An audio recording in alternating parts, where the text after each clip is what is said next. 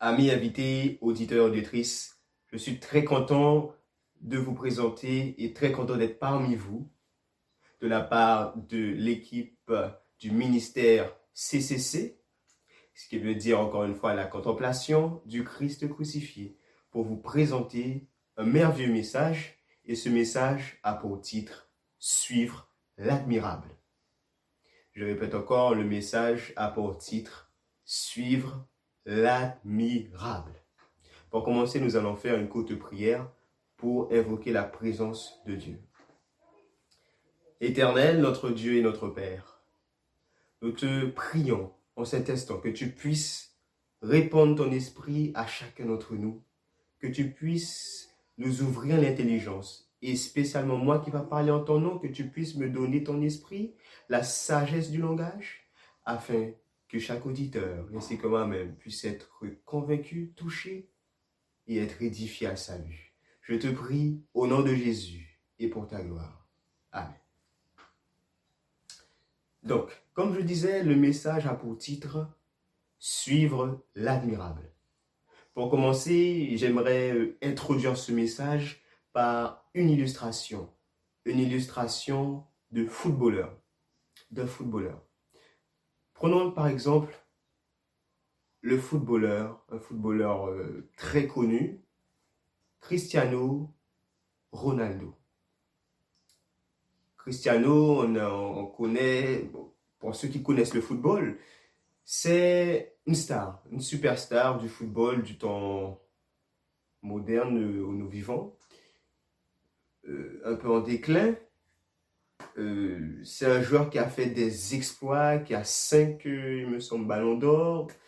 C'est un joueur exceptionnel. C'est un joueur, une star, et une star, bien entendu, a des supporters, et au-delà des supporters, il a des fans. Des fans. Ces fans le suivent Cristiano.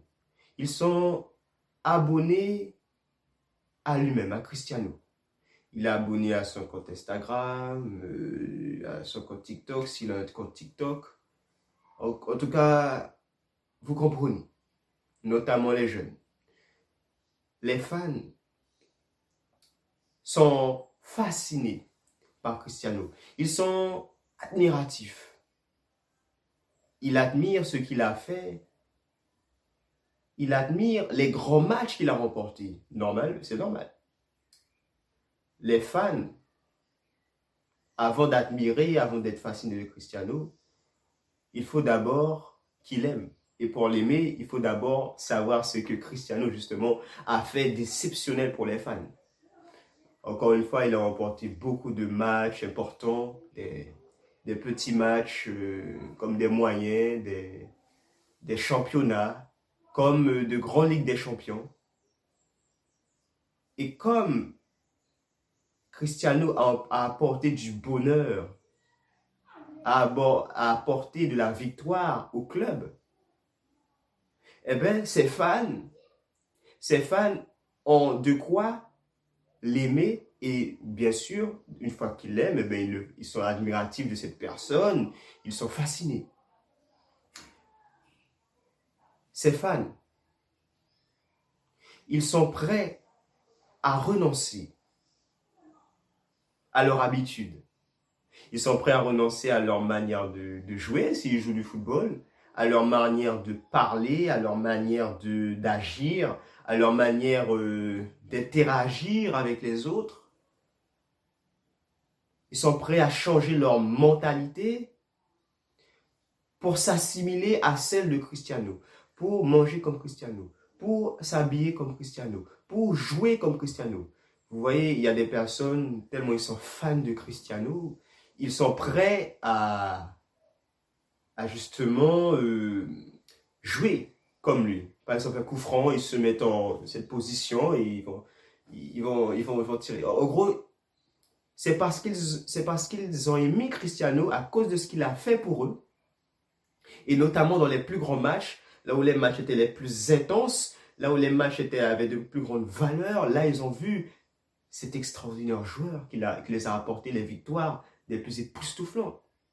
Eh bien, à cause de cet amour qu'il a pour ce joueur, Cristiano, ses fans, à cause de l'admiration qui est née justement de cet amour, cette fascination, cette admiration, ils sont prêts à renoncer à eux-mêmes.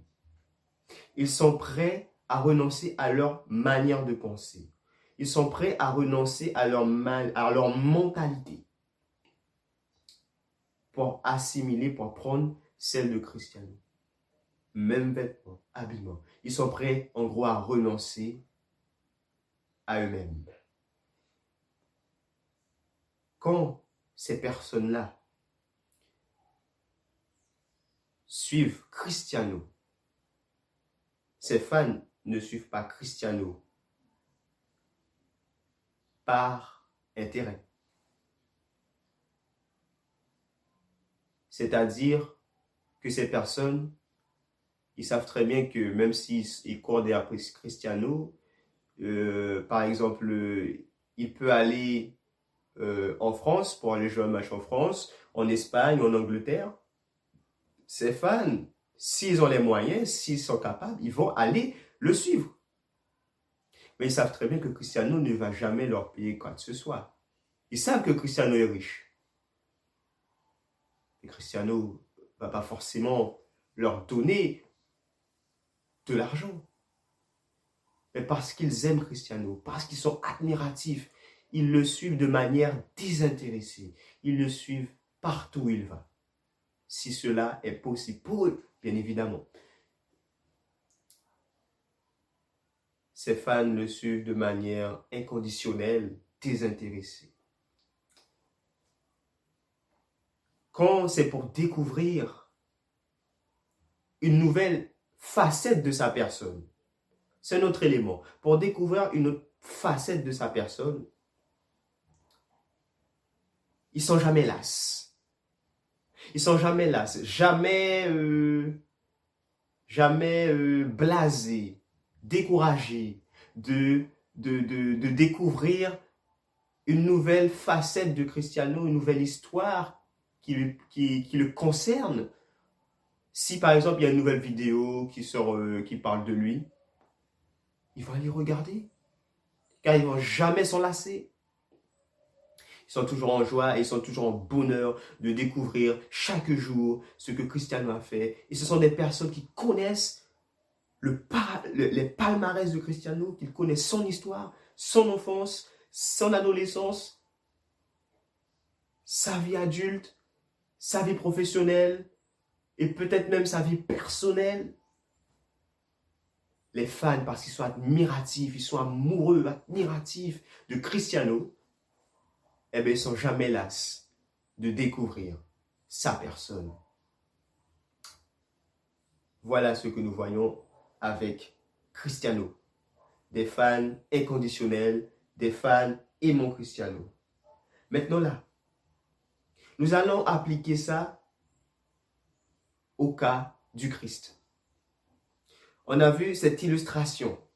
Maintenant là, appliquons cela au cas du Christ. J'aimerais vous lire avec vous Hébreux 12, le verset 1 à 2. Hébreux 12, le verset 1 à 2.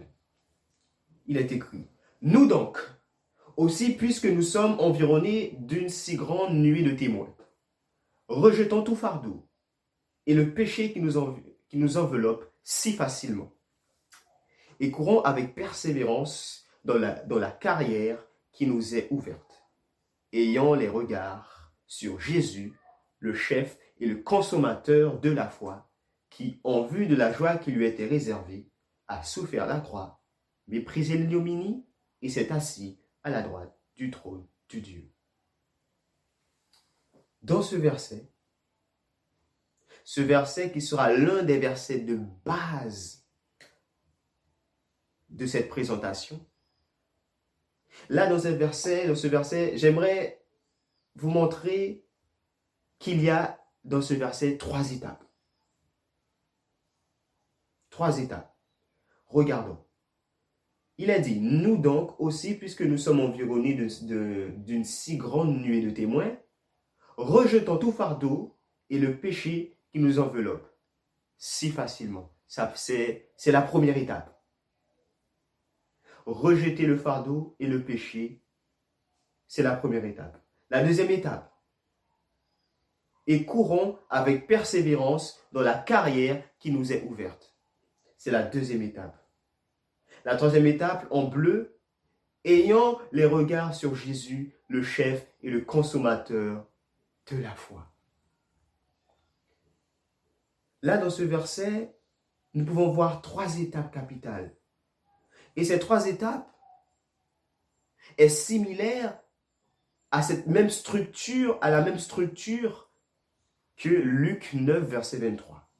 Il est écrit, « Puis il dit à tous, si quelqu'un veut venir après moi, qu'il renonce à lui-même. » Première étape, qu'il renonce à lui-même. Deuxième étape, en vert, qu'il se charge chaque jour de sa croix. Et la troisième étape est qu'il me suive. Là, nous voyons entre Hébreux 12, le verset 1 à 2, et Luc, le chapitre 9 et le verset 23, une similitude de structure.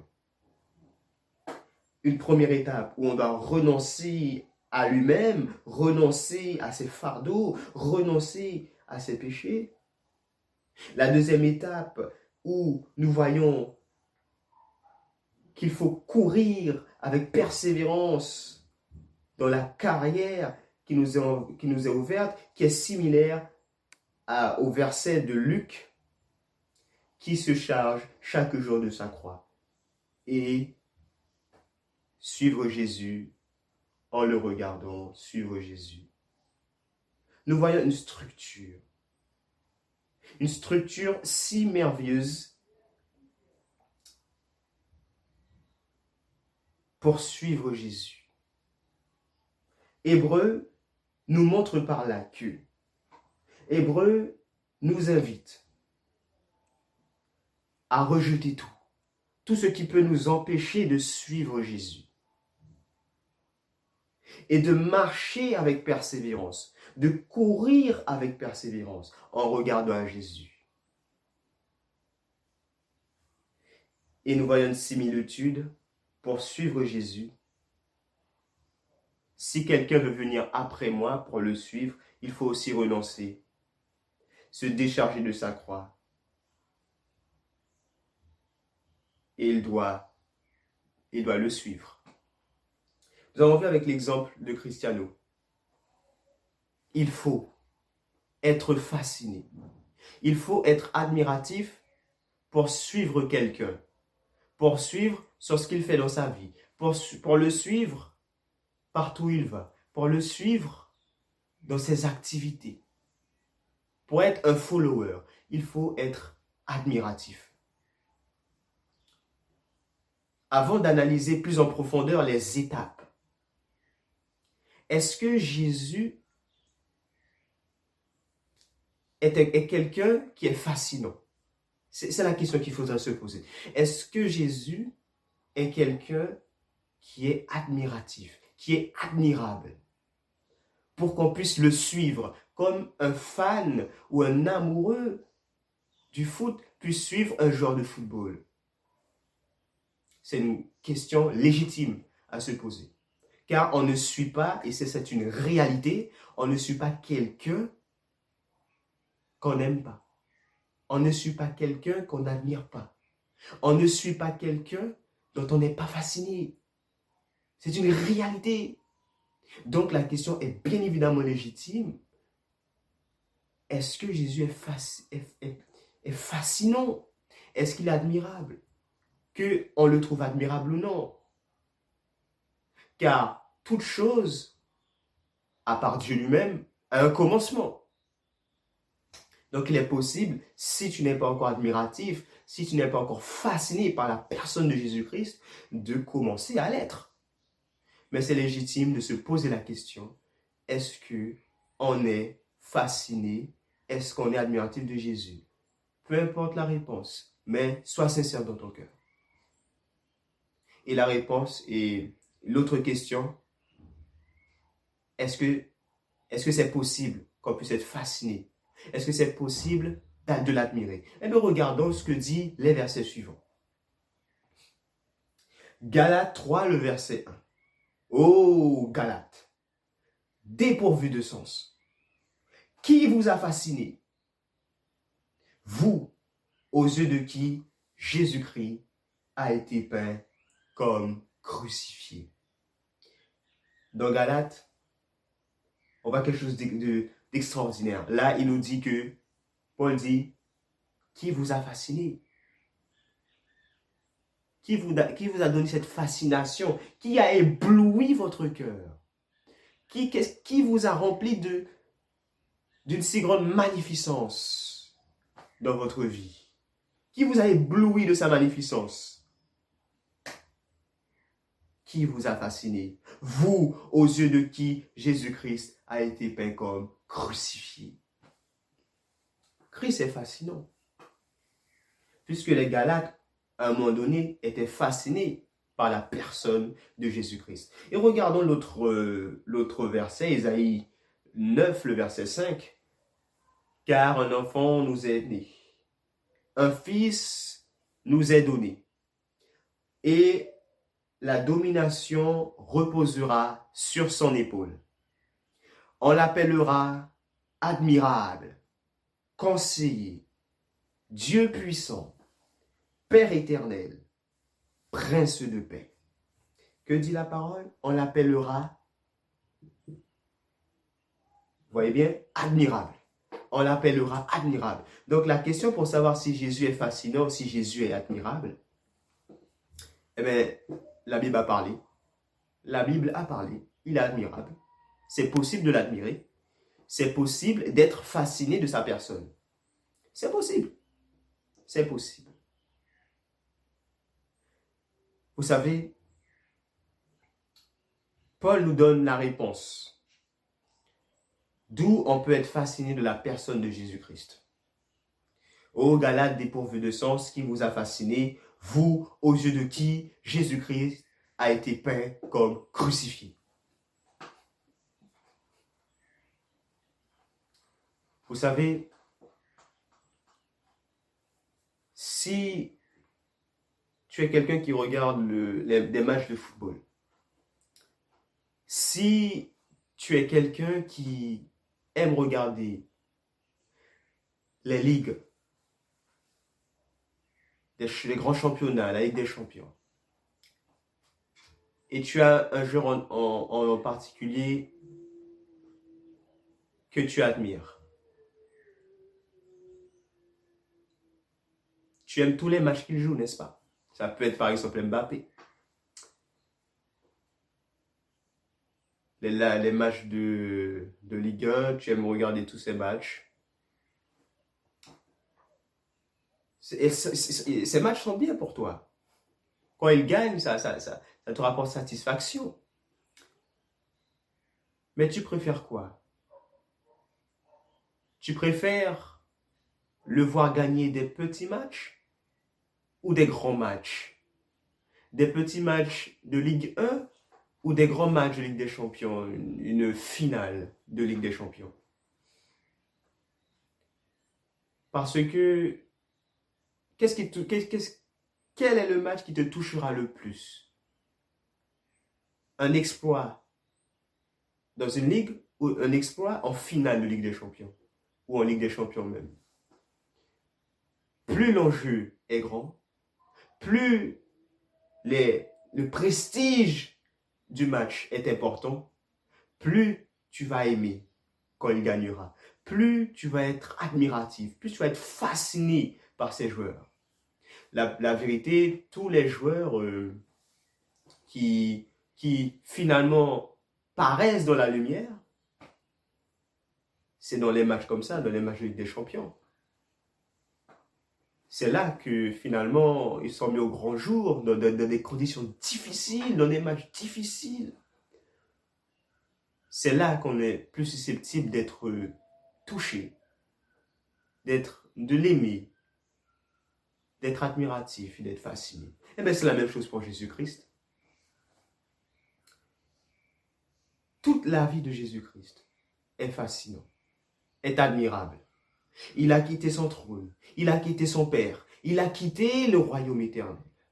Il a quitté, plus précisément, le ciel, la cité céleste, pour venir sur la terre, dans une terre de misère, dans une terre de douleur. C'est déjà quelque chose d'admirable, quelque chose de fascinant, de scandaleux aussi, de déroutant, mais fascinant. Dieu s'est abaissé.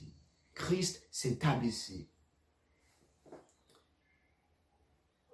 Mais là où le combat a été intense, là où les enjeux ont été les plus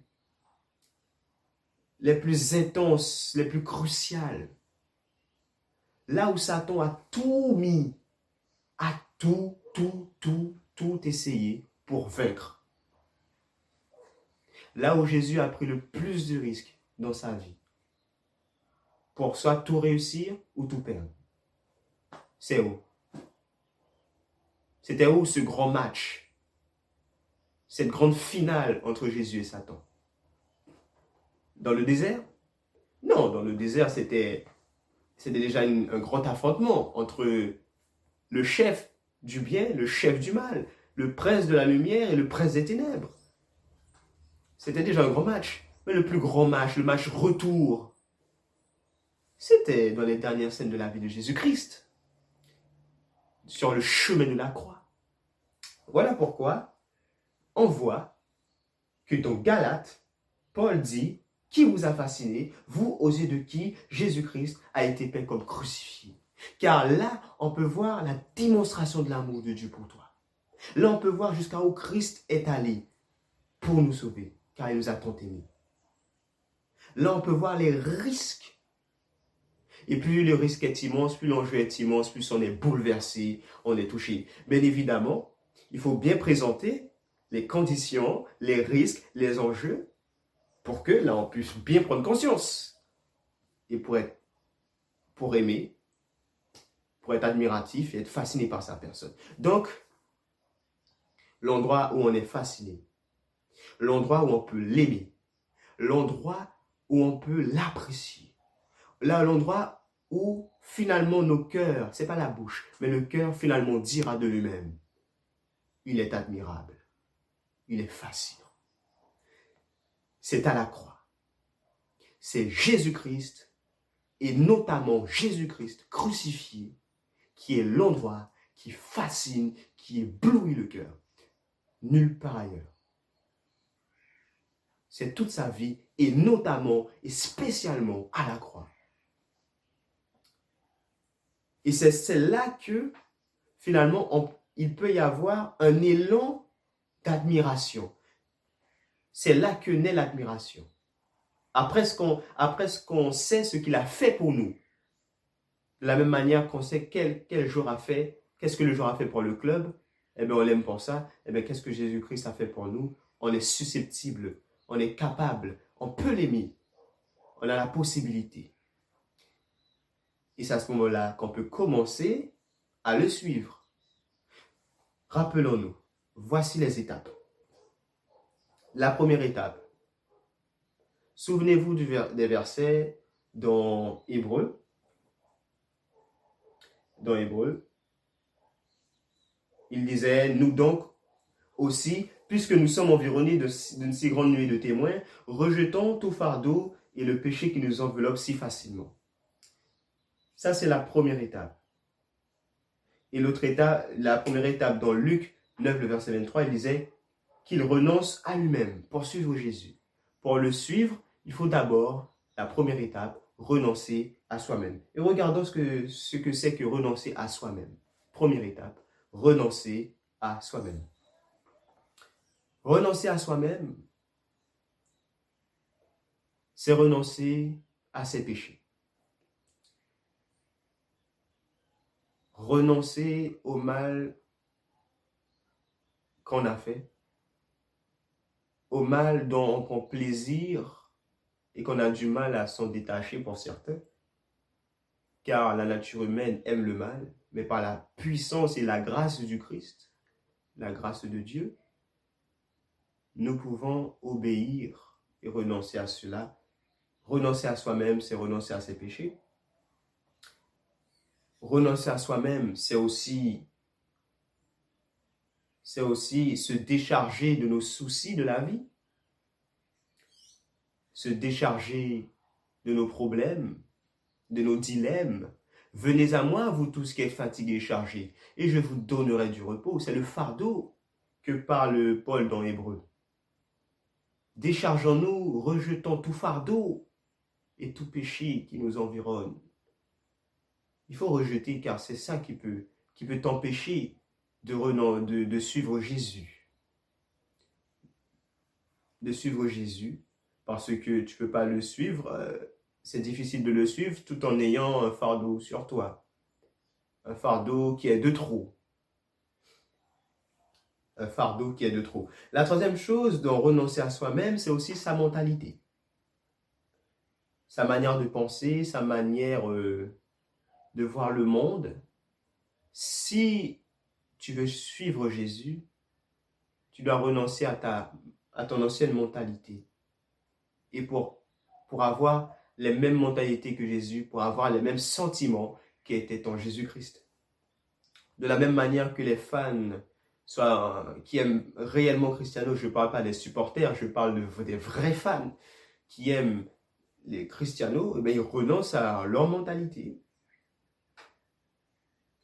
Ils renoncent à leur mentalité, à leur manière de penser, pour acquérir celle de Cristiano. Et de la même manière, si tu aimes Jésus-Christ, tu renonces à ton ancienne mentalité, ta manière de penser, pour acquérir la manière de voir les choses bibliquement parlant. Par exemple, si tout s'était centré sur soi, moi et rien que moi, je cherche mon intérêt, Christ t'invite à chercher l'intérêt de l'autre. On a vu ça avec la guérison du cœur. Il veut que tu aies l'amour divin et que tu délaisses l'amour luciférien. C'est un changement de mentalité, de manière de penser, ce qui va impacter ton style de vie. Car ta mentalité détermine ta pensée détermine ton action devient une habitude devient un caractère. Voilà, c'est ça, renoncer à soi-même. Renoncer à soi-même. C'est la première étape.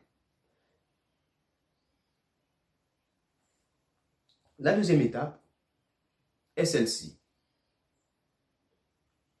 La deuxième étape, on a vu dans les versets, il y avait dans Luc qui disait et qu'il se charge chaque jour de sa croix.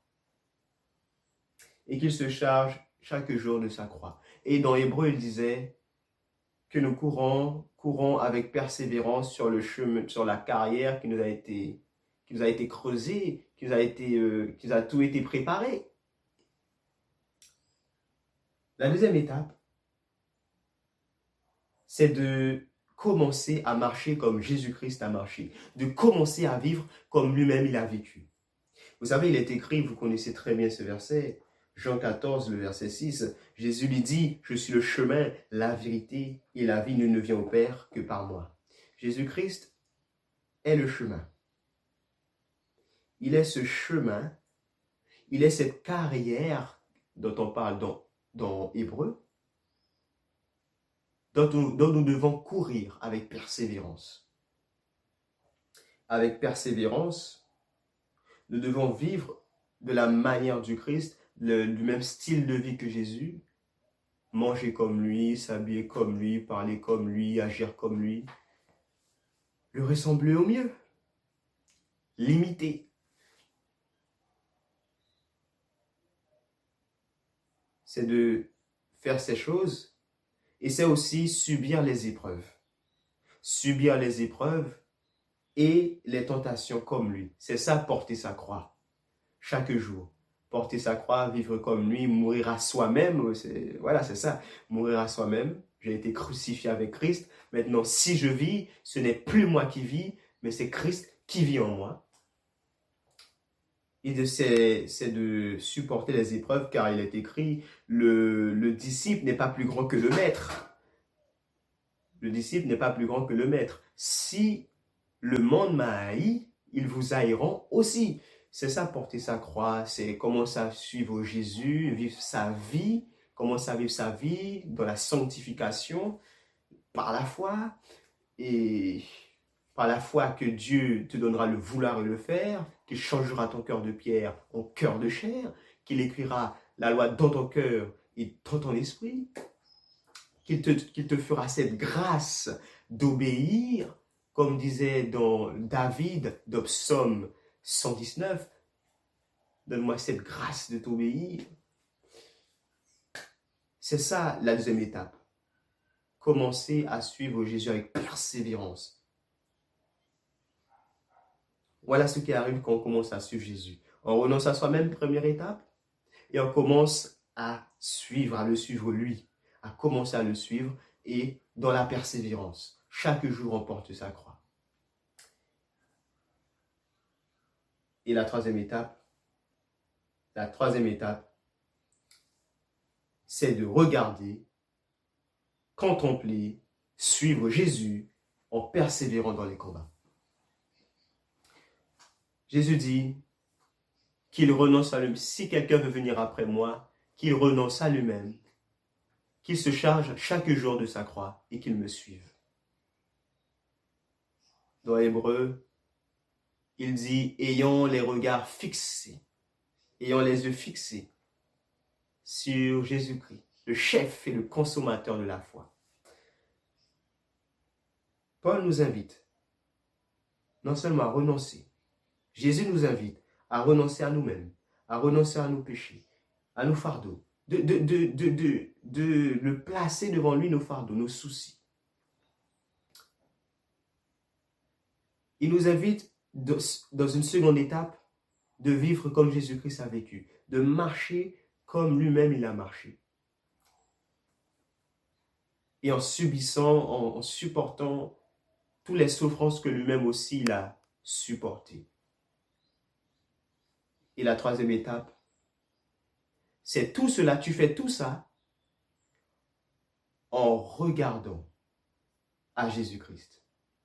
En ne perdant pas le modèle, en ne perdant pas l'objectif qu'est Jésus-Christ.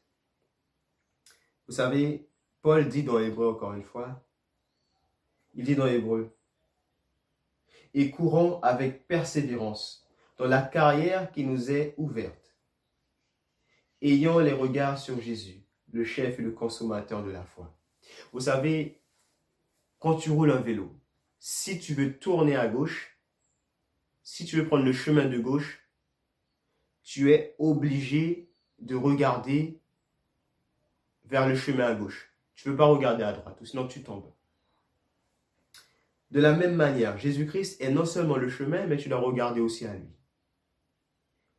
Si tu dis que tu veux suivre Jésus et tu ne regardes pas à lui et que tu ne contemples pas, tu seras comme ce jeune homme qui roule un vélo et qui ne regarde pas au bon endroit, il tombe, ou comme la personne qui conduit sa voiture et qui ne regarde pas au bon endroit et il fait un accident.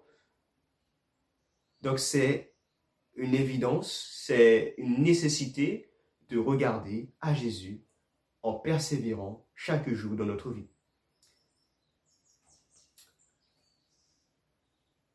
Et là,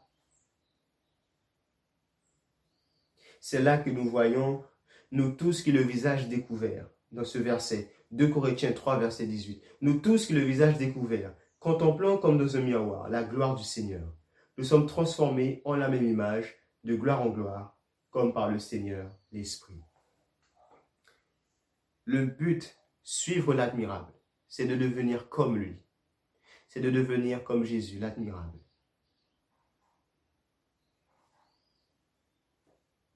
Il faut contempler.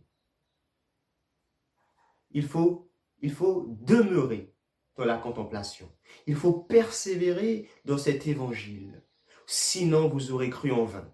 Il faut persévérer, persévérer. Celui qui garde ma parole, je le garderai au jour de la tentation. Celui qui garde la parole de la persévérance, la parole du Christ, la parole de son évangile, ce qui s'est passé à la croix, si quelqu'un persévère, il le gardera de la tentation. L'objectif, c'est de le suivre. C'est de suivre Jésus, c'est-à-dire de l'imiter, c'est-à-dire d'être comme lui, de marcher comme lui. Il faut contempler. Et dans ce verset, Paul dit qu'en contemplant, en regardant contempler, c'est regarder longuement avec attention et admiration, on finit par devenir comme lui, à force de découvrir les nouvelles facettes de sa personne. N'oubliez pas, les fans ne sont jamais las de découvrir les nouvelles facettes de la personne de Cristiano. Et bien de la même manière, nous les chrétiens, qui devions suivre Jésus-Christ amoureusement et intelligemment, nous devrions toujours avoir cette fascination, jamais lasse de découvrir les nouvelles facettes de sa personne. Pour ça, Paul dit, de tout ce qui est le visage découvert, contemplons comme dans un miroir la gloire du Seigneur. Nous sommes transformés en la même image. En regardant la gloire de Jésus, on est transformé en la même image que lui. De gloire en gloire, c'est-à-dire de gloire en gloire, de découverte en découverte, d'émerveillement en émerveillement, comme par le Seigneur l'Esprit. Mais c'est quoi la gloire du Seigneur? Eh bien, laissons la Bible parler. Jean 1, verset 14. Et la parole a été faite chair, et elle a habité parmi nous pleine de grâce et de vérité. Et nous avons contemplé sa gloire, une gloire comme la gloire du Fils unique, venu du Père. La gloire de Dieu, la gloire du Fils, c'est la gloire de son caractère. La gloire de son caractère. Il a habité parmi nous pleine de grâce et de vérité. Et nous avons contemplé sa gloire, comme la gloire du Fils unique, venu du Père. La gloire de son caractère. Car quand il était sur la terre, Ésaïe 53 nous dit, il n'avait ni beauté, ni éclat pour attirer nos regards. Sa gloire extérieure, il n'avait pas. Il s'est dépouillé lui-même. Il s'est dépouillé de sa majesté divine. Il s'est dépouillé de son éclat divin pour être enveloppé de notre humanité. Donc, la seule gloire qu'il pouvait manifester, c'était sa gloire intérieure, son caractère. Voilà, la gloire du Christ, la gloire du Seigneur, c'est son caractère, ce qu'il a manifesté dans sa vie. Mais la gloire aussi, la gloire du Christ, c'est aussi, et c'est ce que nous allons voir dans Jean 12, versets 23 à 24, Jésus leur répondit, « L'heure est venue où le Fils de l'homme doit être glorifié. En vérité, je vous le dis, si le grain de blé qui est tombé en terre ne meurt, il reste seul, mais s'il meurt, il porte beaucoup de fruits. » La gloire de Dieu, c'est vrai, c'est son caractère qu'il a démontré, son style de vie qu'il a démontré depuis son incarnation jusqu'à sa mort. Mais là où la gloire la plus intense, là où vraiment on a vu ce qu'était Dieu dans ses tripes, ce qu'était Dieu au-dedans de lui, c'est quand il a supporté le calvaire. C'est quand il a supporté l'ignominie. Il a supporté les souffrances de la croix. C'est là que la gloire de Dieu a éclaté, non seulement aux yeux des hommes, mais aux yeux de l'univers. Donc c'est contempler la gloire du Seigneur, nous sommes transformés en la même image. Donc en regardant toujours plus ce qui s'est passé, de découverte en découverte sur la personne de Jésus, nous pouvons être transformés comme lui. Tu as besoin de chercher l'humilité, que l'humilité vous fasse regarder l'autre comme au-dessus de vous-même, eh bien regarde l'exemple de l'humilité. c'est Jésus, regarde-lui. Et tu seras transformé comme lui.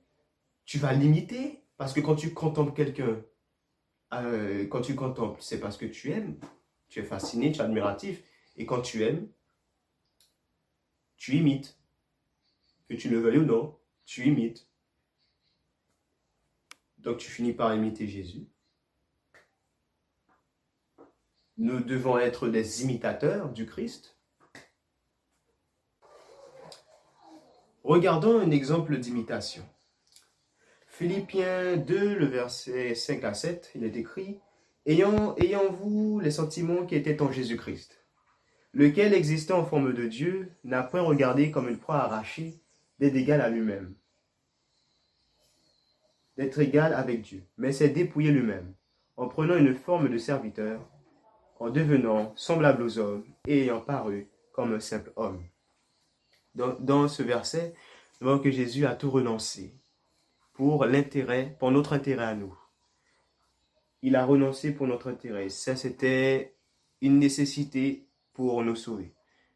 S'il voulait nous sauver, il devait quitter. Et là, nous voyons que Moïse, qui a regardé à la croix, qui a admiré ce qui s'est passé à la croix, eh bien, il a fait la même chose que Jésus-Christ pour son peuple. Regardez comment Moïse a imité et a finalement suivi Jésus partout où il va. Comment il a fait comme Jésus. Hébreux 11, le verset 24 à 26, il est écrit « C'est par la foi que Moïse, devenu grand, refusa d'être appelé fils de la fille de Pharaon, aimant mieux être maltraité avec le peuple de Dieu, que d'avoir pour un temps la jouissance du péché, regardant l'opprobre du Christ comme une richesse plus grande que les trésors de l'Égypte, car il avait les regards fixés sur la rémunération. » Moïse a regardé l'opprobre du Christ. Il a regardé, et comme il a regardé, il a été touché par l'opprobre du Christ, par la honte, où Jésus-Christ a subi la honte. C'est à la croix. Eh bien, ça a été le booster de départ, l'amour du Christ manifesté à la croix. Et ça l'a permis à renoncer à la jouissance du péché, à l'honneur terrestre, pour souffrir pour son peuple, pour endurer, pour vivre la vie du Christ, pour vivre le style de vie du Christ et pour endurer les épreuves et les tentations, tout en ayant toujours les regards fixés sur lui. Voilà un exemple de l'imitation. Quand finalement on est fasciné, on est admiratif du Christ parce qu'il a fait à la croix, nous commençons à le suivre, à renoncer à soi-même, à vivre sa vie et à le suivre, à l'imiter. Voilà les conséquences de l'amour du Christ. L'amour que nous avons pour le Christ, c'est finalement de laisser Christ vivre en nous. C'est ça. Nous sommes transformés de gloire en gloire, comme par le Seigneur l'Esprit. Donc nous devons renoncer à nous-mêmes, le suivre, en tout cas vivre comme il a vécu, en ne le perdant pas de vue, en ayant toujours les regards fixés sur lui. Pas un regard fixé de manière désintéressée, non,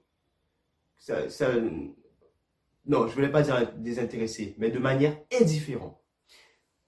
Mais le regarder avec un intérêt profond de sa personne.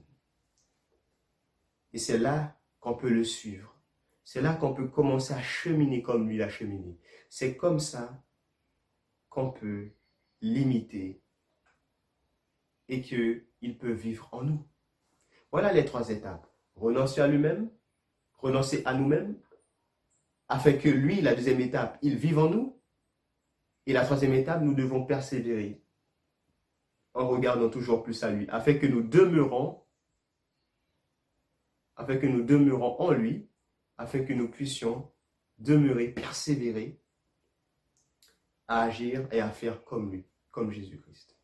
Voilà les 3 étapes.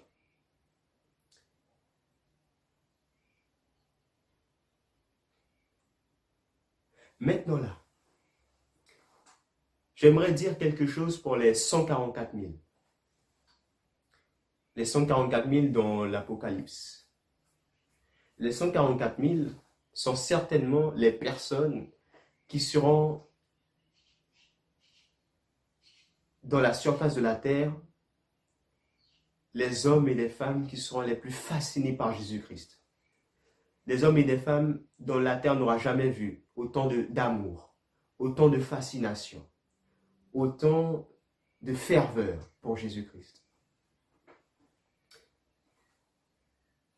Ces 144 000, ils vont vivre la pire épreuve que l'histoire de l'humanité n'aura jamais connue. Comme dit dans Daniel 12, un temps où aucun roi de la terre, aucune nation n'aura subi. Ces personnes-là, pour subir cette grande épreuve, il faut un amour fou pour Jésus. Ces personnes doivent avoir un amour fou pour lui, pour résister à l'heure de la puissance des ténèbres qui viendra sur la terre en ce jour-là. Ces personnes-là, les 144 000, ce sont eux qui vont suivre Jésus à la perfection. Ce sont eux qui vont le suivre à la perfection et qui vont aussi respecter les 3 étapes qui a été données dans cette présentation. Et nous, c'est ce que nous allons voir. Regardons. Apocalypse 7 et le verset 14. En parlant des 144 000. Il est écrit, « Je lui dis, mon Seigneur, tu le sais. Il me dit, ce sont ceux qui viennent de la grande tribulation, et ils ont lavé leurs robes et les ont blanchis dans le sang de l'agneau. » Première étape, n'oubliez pas, renoncer à soi-même. Renoncer à soi-même, c'est renoncer à ses péchés. Ces personnes-là, ils auront la robe blanchie, complètement blanchie, aucune tache. Ces personnes-là, puisqu'il y aura la marque de la bête, eh bien, ils pourront ni acheter ni vendre, ils auront tout perdu, tous leurs biens, donc ils n'auront plus aucun fardeau sur eux. Et les fardeaux de biens, et le seul fardeau qu'ils auront sur eux, mais ils leur donneront à Jésus, c'est le fardeau de leur vie, de leur protection, de leur sécurité. Eh bien, ils donneront ce fardeau à Jésus. Eh bien, ces personnes-là auront la même mentalité du Christ, puisque en tout cas, voilà, ils n'auront plus cette mentalité de péché, cette mentalité centrée sur soi, cette mentalité qui nous pousse à faire le mal. N'oubliez pas l'amour luciférien, l'amour divin, avec le message sur la guérison du cœur. Et aussi,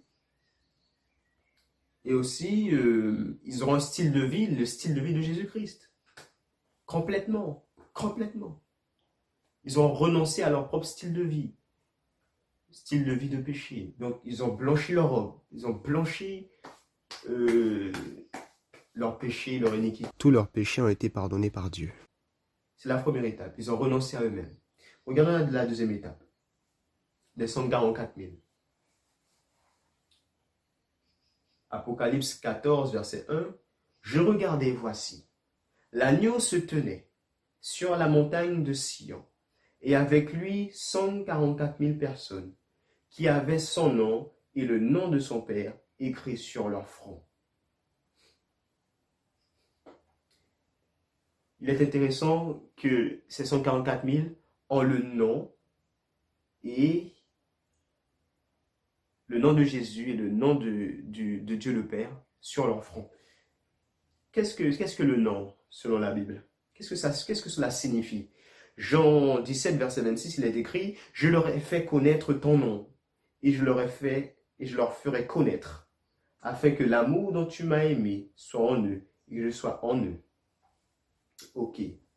Là, il semblerait que l'amour soit en fait pas l'amour, le nom c'est en fait la réputation, le caractère. Et Exode 34, le verset 5 à 7 nous le confirme. L'Éternel descendit dans une nuée, se tint là auprès de lui et proclama le nom de l'Éternel. Et l'Éternel passa devant lui et s'écria, l'Éternel, l'Éternel, Dieu miséricordieux et compatissant, lent à la colère, riche en bonté et en fidélité, qui conserve son amour jusqu'à 1000 générations, qui pardonne l'iniquité, la rébellion et le péché, mais qui ne tient point le coupable pour innocent, et qui punit l'iniquité des pères sur les enfants et sur les enfants des enfants, jusqu'à la 3e et à la 4e génération. Il a dit, je proclamerai le nom de l'Éternel. Et quand il a proclamé le nom de l'Éternel, il a donné la définition même de son caractère. Il a décrit son caractère. Le nom de Dieu, le nom du Fils et le nom du Père, c'est tout simplement son caractère. Et quand on voit dans l'Apocalypse, il est dit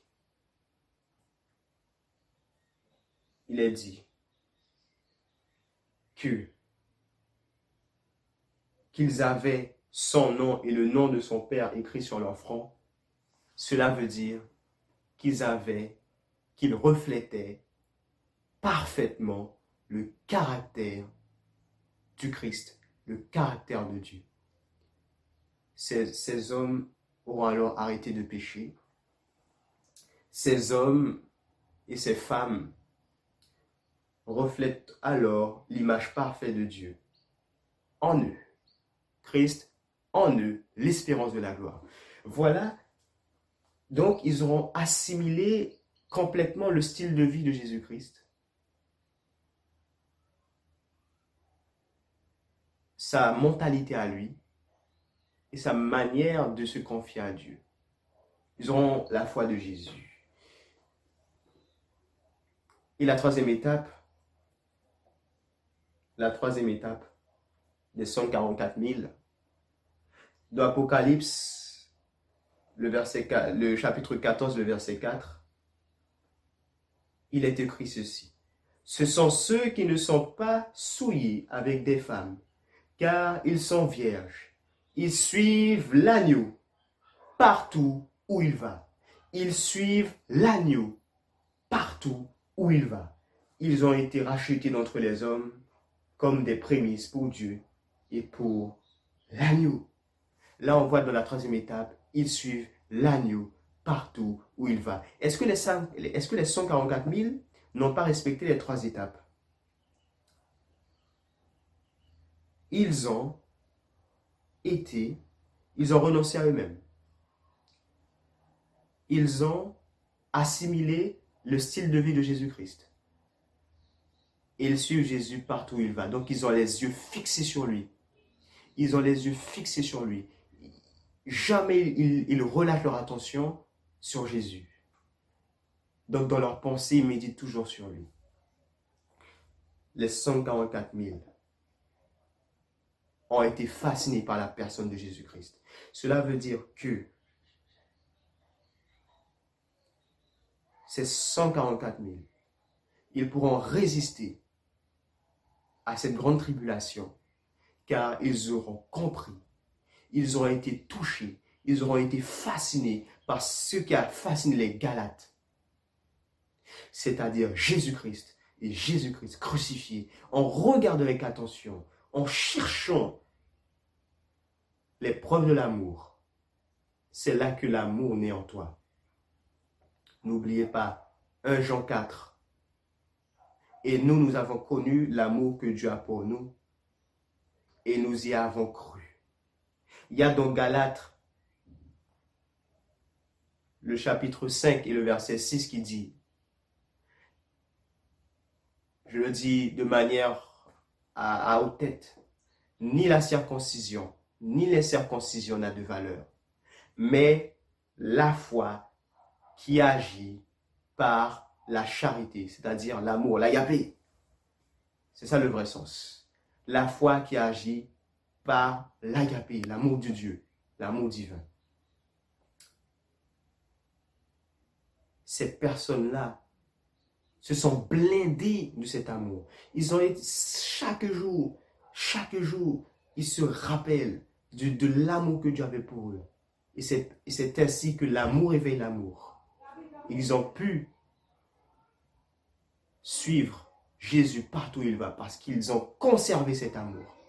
Si ils ont arrêté de suivre Jésus, c'est parce qu'ils ont arrêté de l'aimer. Simplement. Et n'oubliez pas ce verset qu'est-il écrit? Comment ils ont vaincu? Comment ces 144 000 ont vaincu la bête? Comment ils ont vaincu Babylone? Ils l'ont vaincu par le sang de l'agneau.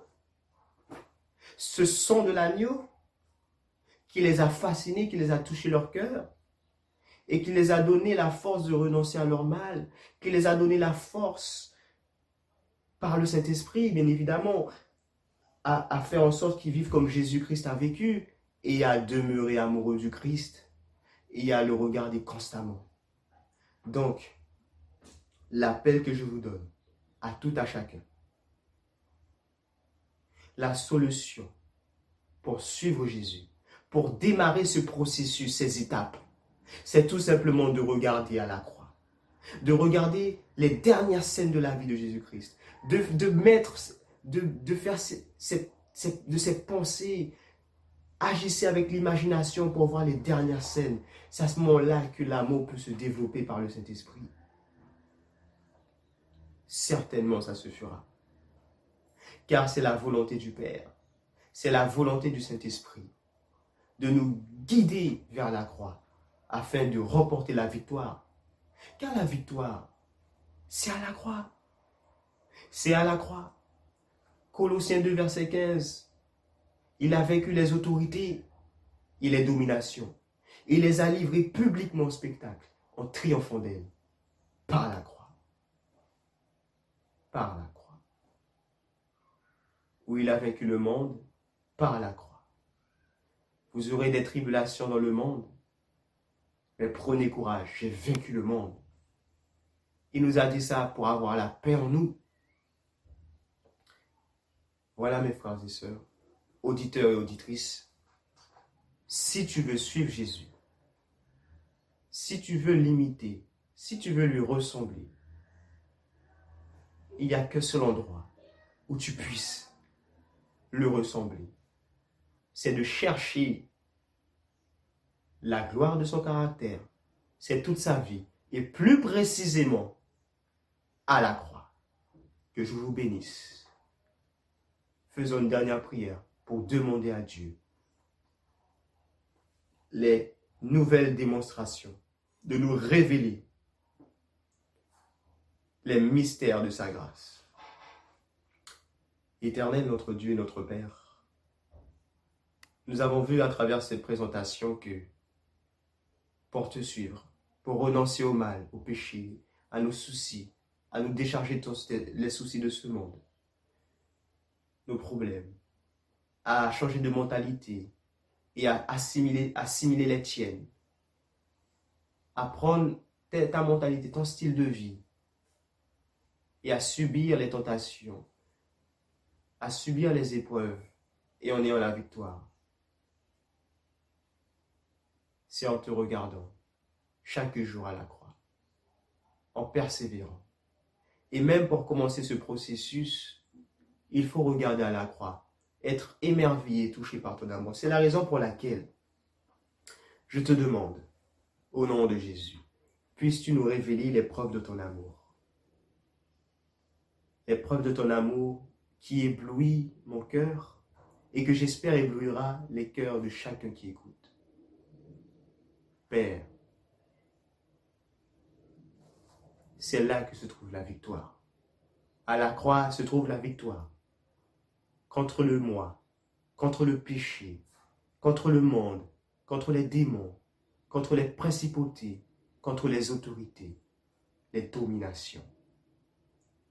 Permets-nous de regarder à la croix, à ta personne, à cet amour qui s'est sacrifié, afin que nous puissions l'admirer, être fascinés et le suivre, suivre l'agneau, car il nous a tant donné et nous voulons en retour lui donner tout. Sans cela, sans ton intervention par ton Esprit Saint, qui nous dirige à regarder à la croix, qui nous touche au travers de cette connaissance, nous ne pouvons rien. C'est la raison pour laquelle nous te demandons, envoie-nous ton Esprit afin d'être ébloui de la connaissance de la croix. Je te prie, au nom de Jésus-Christ, et pour ta gloire. Amen. Que Dieu vous bénisse à tout à chacun. Et je vous dis à la prochaine pour de nouvelles vidéos. N'hésitez pas à poser des questions si vous avez. Que je vous bénisse. Amen.